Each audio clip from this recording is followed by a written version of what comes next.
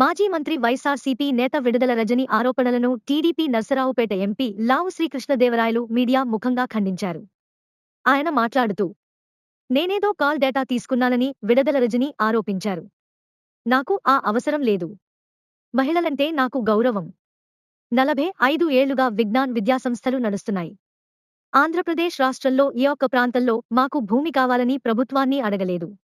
Stone crusher వారిపై case పెట్టించింది, లంచాలు demand చేసింది మీరేనని ఐపీఎస్ ఆఫీసర్ జాషువా గారు స్టేట్మెంట్ ఇచ్చారు. అనవసరంగా నాపై తప్పుడు ఆరోపణలు చేశారు. ఇప్పుడు వాస్తవాలు, నిజాలు బయట పెడతాను. మీతో మాట్లాడించిన వారు సిద్ధంగా ఉండండి అని మండిపడ్డారు. మా ఇంట్లో కూడా నాతో పాటు తోడబుట్టిన వాళ్ళు ఉన్నారు, మహిళలు ఉన్నారు.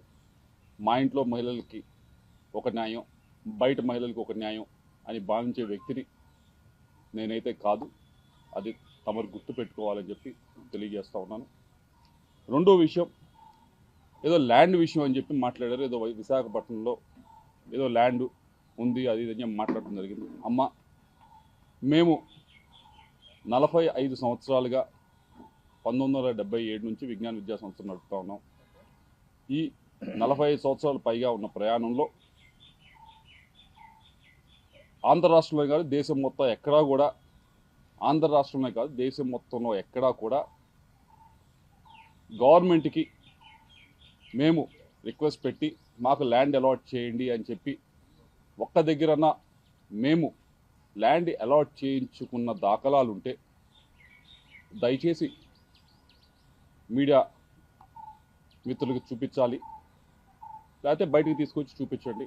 తప్పకుండా 45 సంవత్సరాలు ఎప్పుడూ కూడా మేము ఎక్కడ ఏ గవర్నమెంట్ దగ్గర నుంచి కూడా ల్యాండ్ మేము విద్యా సంస్థలు పెడతాము మాకు ల్యాండ్ ఇవ్వండి అని చెప్పి మేము ఎప్పుడు కూడా అడిగింది లేదు, తీసుకుంది లేదు.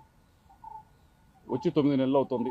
అమరావతిలో చాలామంది ఇంకా మాకంటే కూడా అక్రెడిటేషన్ తక్కువ ఉన్న వాళ్ళు కూడా స్కూల్స్ కానీ యూనివర్సిటీస్ కానీ పెట్టుకుంటామని చెప్పి ల్యాండ్ కోసం అప్లై చేస్తున్నారు. నేను ఇప్పటిదాకా మీరు చూసుకోండి, ఎక్కడికన్నా ఏ ఆఫీస్ దగ్గరికి వెళ్ళి చూసుకోండి, ఇప్పటిదాకా నేను ఒక అప్లికేషన్ అమరావతిలో నాకు ల్యాండ్ ఉందని చెప్పి పెట్టింది కూడా లేదు. విశాఖపట్నం ల్యాండ్కి సంబంధించి అది 2009లో మేము అప్పుడు కాంగ్రెస్ గవర్నమెంట్ ఉన్నప్పుడు మీకు ఎవరో తప్పు ఇన్ఫర్మేషన్ ఇస్తున్నారు, 2019 అని కాదు, 2009లో కాంగ్రెస్ గవర్నమెంట్ ఉన్నప్పుడు ఆక్షన్ వేస్తే అలాట్మెంట్ కాదు, అలాట్మెంట్కి ఆక్షన్కి కొంచెం తేడా తెలుసుకోండి. ఆక్షన్ వేస్తే ఫెయిర్ ఆక్షన్లో మిగతా వాళ్ళతో పాటు మేము ఆక్షన్లో పాల్గొని హైయెస్ట్ రేట్, అప్పటికి ఇప్పటికీ ఎడ్యుకేషన్ ఇన్స్టిట్యూషన్ హైయెస్ట్ రేట్ పెట్టి తీసుకున్నది మేము. కాబట్టి ఒకసారి ఎవరో మీకు బ్రీఫ్ చేస్తూ ఉన్నారు, వారిని డేటానా సరిగ్గా ఇవ్వమని చెప్పి కోరుతా ఉన్నాం. ఇవన్నీ కూడా ఈ రెండు విషయాలు కూడా ఎందుకు మాట్లాడారో ఎవరు మాట్లాడిచ్చారో నాకు తెలుసు. వారి గురించి కూడా చివరిలో నేను మాట్లాడతాను. అయితే ఈ రెండు విషయాలు కూడా, ఒకటి క్యారెక్టర్ అసోసియేషన్ చేసే ప్రయత్నం మీది, ఏదో డేటా గురించి ఫోన్ డేటా గురించి ఏదో మాట్లాడి, రెండవది ఈ ల్యాండ్ ఇష్యూ చేసి మనం టాపిక్ ఎలాగోలా డైవర్ట్ చేద్దామనే ప్రయత్నం మీరు చేస్తూ ఉన్నారు. కానీ అసలు విషయం గురించి మాట్లాడుకుందాం. మూడో విషయం, 3 ముక్కలు అన్నా కదా, మూడో ముక్క ఇది.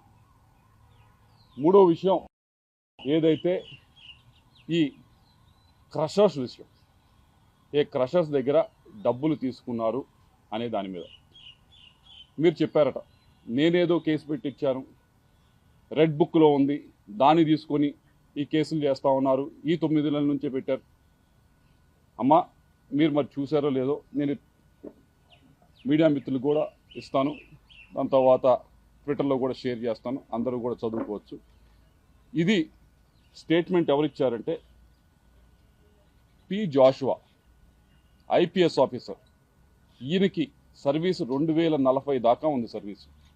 ఆయన కెరియర్ ముందు చాలా పెద్ద కెరియర్ ఉంది. అటువంటి వ్యక్తి ఆయన సంతకం పెట్టి ఈ స్టేట్మెంట్ని ఇవ్వటం జరిగింది. ఈ స్టేట్మెంట్లో క్లియర్గా చెప్పడం జరిగింది.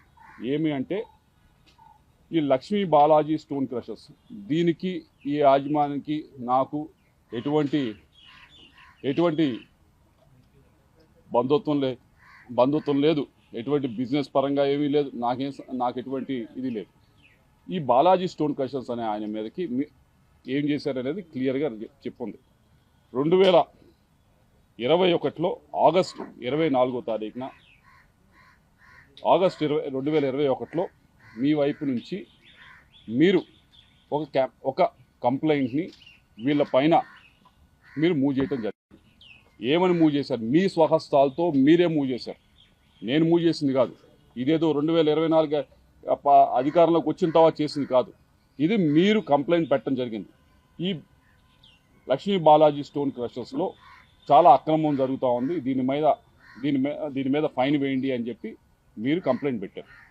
కంప్లైంట్ పెట్టిన దాని మీద జాషువా గారు దీని మీద ఇది చిన్న విషయం కదా అని చెప్పి యాక్ట్ చేయలేదు. యాక్ట్ చేయకపోతే మీరేం చేశారు? మీరు తిరగని ఆఫీస్ లేదు, ప్రతి ఆఫీస్ దగ్గరికి వెళ్ళారు, ఆయనకి ఫోన్ చేయించారు. మీరు బాలినేని శ్రీనివాసరెడ్డి గారి దగ్గరికి వెళ్ళలేదు మీరు ఈ విషయం పైన? ఇదిగో మేము ఇంత ఫైన్ అయిపోతా ఉన్నాం అని చెప్పి వారిని మీరు బలవంతంగా తీసుకుని వచ్చి ఇదిగో ఫైన్ అన్నా కట్టు, లేకపోతే నాకన్నా కప్పం కట్టు అని చెప్పి మీరు డబ్బులు తీసుకున్నారా లేదా? ఇవన్నీ నేను చెప్తున్నది కాదు, ఇది 2040 దాకా సర్వీసు ఉన్న ఒక ఐపీఎస్ ఆఫీసరు చెప్తా ఉన్నది. జాషువా గారు అప్పుడు ఎవరైతే విజిలెన్స్ ఉన్నారో ఎస్పీగా ఆయన చెప్తా ఉంది, ఆయన స్వహస్తాలతో ఇచ్చిన స్టేట్మెంట్, ఆయన సంతకం పెట్టిన స్టేట్మెంట్.